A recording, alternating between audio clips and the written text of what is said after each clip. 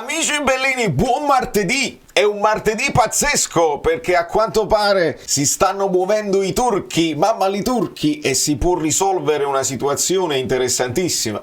E chi, se non il nostro dirigente non pagato, che secondo me avrà lavorato sotto mentite e spoglio? Cominciamo!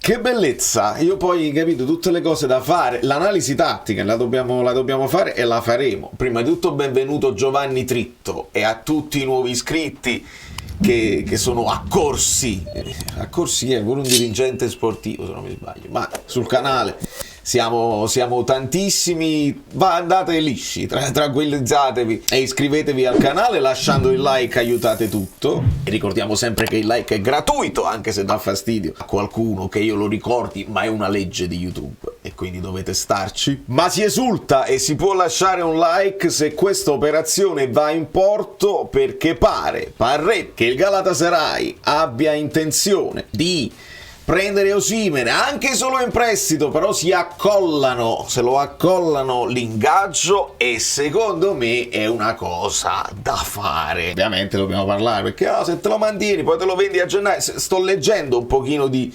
reazioni generali, però quella che è la notizia che secondo me si incastra con questa storia di calciomercato è che ci hanno fatto sapere che Mertens, appena c'è stato un momento di pausa, quello lo fa, appena c'è un momento di pausa con Galatasaray, viene a Napoli. E quale occasione migliore per abbracciare il suo connazionale Romelu Lukaku, portarlo magari in giro così e aiutare la barca, cioè aiutare il Napoli, aiutare lo spogliatoio del Napoli anche da giocatore del Galatasaray. È chiaro che andiamo a vedere una cosa, stiamoci un attimo, perché io ho fatto questo post appena ho letto le prime notizie che andavano ancora confermate, cioè, idea Galatasaray eccetera eccetera. Io subito ho scritto una cosa: Mertens viene a Napoli, porta Lukaku a mangiare, si prende Osimhen sulle spalle e se lo porta in Turchia, risolve 50 problemi al minuto, il nostro dirigente non pagato. È una cosa che io dissi tanto tempo fa, cioè che Mertens arrivano i nuovi, se li porta in giro per la città, li porta a mangiare, gli spiega le cose, come ambientarsi immediatamente. Mertens lo ha sempre fatto, ed ecco perché era quella figura che io volevo nella dirigenza del Napoli, perché Sapr, e poi è un giocatore leggendario, è il top scorer di tutti i tempi, è uno che continua a fare dei gol. Adesso ve lo faccio vedere, pur rischiando di bloccare tutto il video. Vediamolo. No, questa è la storia di Leao, perché la storia di Leao poi la riprendiamo. Ho scritto: ma fallo un gol brutto, perché cioè ogni gol che fa, non vorrei, si vede dopo, lo muovo magari così, ok, lui si fa vedere in libertà, però guardate come la tocca, cioè al volo riesci comunque è un giocatore che di una tecnica, di un'intelligenza straordinaria, pazzesco. E quindi quest'idea che quella è venuta a Lukaku, che sì, sta ancora Osimhen che si allena, mi era fastidio, idea così mia, al di là di quello che è la situazione monetaria, che il Napoli magari ha deciso anche di prendersi un rischio, e per una questione di principio tu ti stai qua, se non ci danno tutti i soldi che vogliamo noi, ti stai qua e ti paghiamo, ce lo possiamo permettere, va benissimo. Però quello che volevo evitare io, e che si doveva evitare probabilmente dall'inizio dell'estate, è di non avere una presenza. Molto bene, vedo un clima sereno, mi fa piacere. Allora,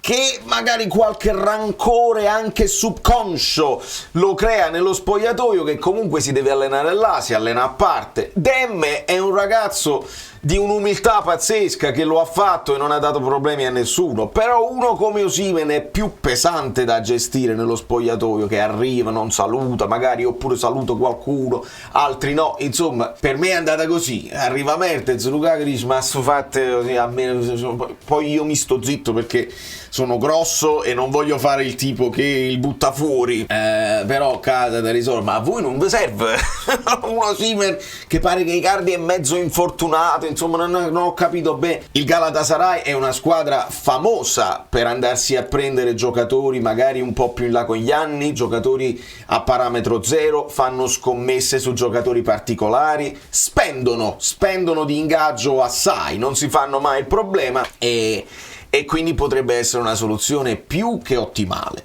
E ripeto, vai a risparmiare l'ingaggio, molto bene. Soprattutto però rendi questo spogliatoio più pulito. A quanto pare Mertens si può prendere dall'altra, ma una da una mano Osimhen, dall'altra si porta pure a Mario Rui. Abbiamo letto che addirittura Giuffredi era infuriato con Mario Rui per aver rifiutato varie proposte, e si parla di Mario Rui al Besiktas. Quindi praticamente, visto che il mercato turco chiude più tardi, non era un'altra offerta araba che lo stesso Vanna aveva quasi escluso, c'è l'opportunità turca, e speriamo che Osimhen si convince, speriamo che va. Non è la Premier, ma non è nemmeno l'Arabia, ed è un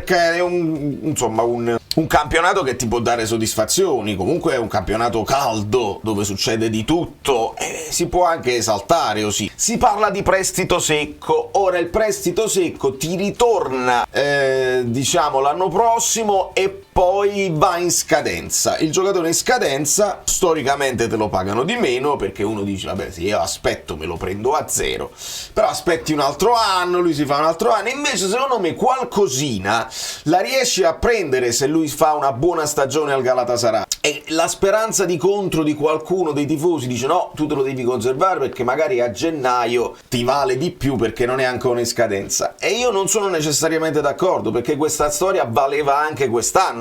E il discorso, se aspettiamo gennaio e poi comunque succede una tarantella simile, che non ti offrono quanto vuoi, lui mette il piccio, invece secondo me questa è l'operazione ti togli il lordo da dosso, e già è molto meglio, e rilassi lo spogliatoio, che fino a gennaio fanno i fatti loro con Oriali. Ho visto un video, un amico bellino mi ha mandato un video preso dagli spalti, dove il Napoli sta esultando al gol di Andy Sa, Oriali mentre esulta, ma a un certo punto li prende a uno, li sistema, tu ritorna in banchina, tu rimettiti in campo, che bellezza, è come godo con Oriali, uomo serio di calcio che sistema le cose, bellissimo. Sono molto contento, e ho chiesto agli amici bellini, adesso poi ne parliamo live dell'analisi tattica, ne parleremo di tutto, perché adesso ho l'opportunità di rivedermela. Non vi faccio un'analisi tattica sugli highlights, perché poi non so che voto dare ad Anghissà sugli highlights, ed è il voto che rende, che spacca, perché qualcuno gli vuole dare 4 e mezzo, qualcuno per il gol ovviamente che è decisivo gli vuole ridare 7. Devo capire qual è la mia opinione al riguardo, perché da telefonino mentre guidi l'ascoltavo solamente, non ho potuto guardare. Quindi questo è quanto. La situazione Leao, quando io mesi e mesi fa, quando era il 1 marzo, feci un tweet: l'irrefrenabile grinta e voglia di vincere di Leao, io uno così non lo vorrei neanche gratis, e Leao mi rispose Forza Milan, quindi successe di tutto su questo tweet. Adesso state vedendo che cosa sta succedendo. Il Milan è una polveriera, si parla di Fonseca come Garcia, i senatori che non lo considerano il loro allenatore, e la riflessione è che i social, specialmente qualche giocatore, sta troppo sui social, e il pericolo che si facciano influenzare anche da una certa narrativa o certa tifoseria un po' più tossica c'è, e si possono creare l'alibi. Se un Leao vede che intorno ai tifosi dicono però qua l'allenatore che non è buono, non è blasonato, così si dà la colpa all'allenatore, si dà la colpa alla società, e Leao cammina e dice non è colpa mia. Vedete, è la storia di che poi i social, noi che stiamo sui social dobbiamo anche stare attenti a come parliamo del calcio e a come giudichiamo tutte le situazioni. E a proposito di questo, visto che io chiedo sempre di abbassare i toni, è successa una cosa simpatica, perché questo mio post è semi-virale, diciamo. Io ho numeri piccoli su Twix, però 48 repost, i commenti, i like che salgono. Tra i repost c'è citazioni no, ma tra i repost è successa una cosa, così almeno non può fare finta, perché ho saputo anche che fa finta che non lo conosco, non ho mai sentito nominare. E invece no. Sotterriamo il sigaro di guerra, caro Umberto, perché ho sentito altre cose dove giustamente ti bevi il whisky e ti fumi il sigaro, è giusto. E tutto il resto che vorrei prenda Osimhen nei giardinetti di Via Roma è un modo di fare un po' da youtuber e meno da giornalista, e ognuno poi sceglie il tipo di personaggio che si vuole costruire e vuole portare avanti. Evidentemente gli porta soddisfazione o numeri, va benissimo, ma non dobbiamo essere per forza tutti contrapposti. Ci si può anche dare ragione, trovare un common ground, dove il Napoli, io ve l'ho detto, il Napoli può spendere, non fallisce tra le riserve, l'impatto a bilancio, quello che devi vendere, quello che risparmi di ingaggio, si può fare, senza fare gli sboroni però, che la Juventus, i debiti non possono spendere niente, ci andiamo a prendere Chiesa, ci andiamo a prendere Cop Miners perché i soldi ce l'abbiamo noi. No! È questo che poi crea poi nel tifoso quello scombussolamento, dici, ma perché allora la Juve si è riuscita a prendere Cop Miners, Nico Gonzalez, Conceição e pagano Vlahovic quello che pagano? Perché devi calcolare tutta una serie di cose senza fare i personaggi per forza. Va benissimo, noi dobbiamo pensare a noi stessi. La Laurentiis ha fatto un grande sforzo e lo dobbiamo sottolineare.